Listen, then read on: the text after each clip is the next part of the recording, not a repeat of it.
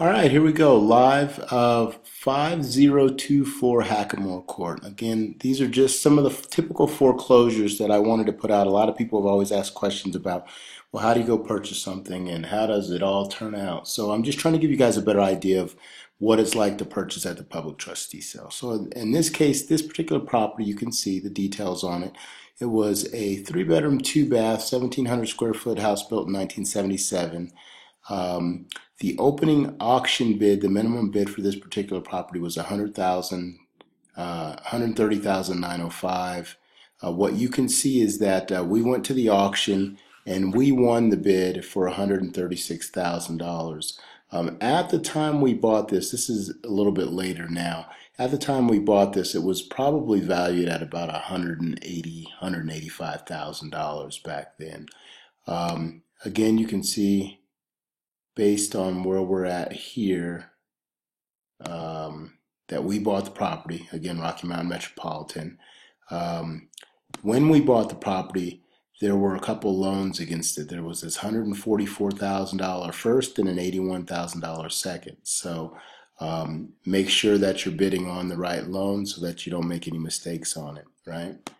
And then you just have your typical auction analysis of what's going on with the property. So the next thing that you have to do is you need to go take a look at the property. As you can see, this is what the picture of it looked like. But, again, it's just overgrown grass right now, and it looked like to me, before we went and saw it, it looked like a tri-level that was on a cul-de-sac and in a nice central location in Colorado Springs. So that's the basics of what we got, and then we went and saw it. So you checked out the other video as we went through it so that you could see what it looked like.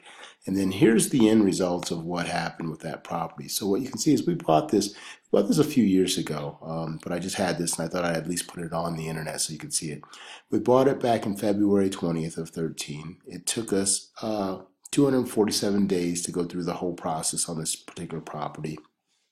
Again, we bought it for 136. We sunk $16,000 into this actual deal here itself. So total all in, we were in at $152,000. What we sold the property back then for $174,500. You had your commissions, your closing costs. And at the end of the deal, you can just see that there was a total profit of about $11,000, $10,823.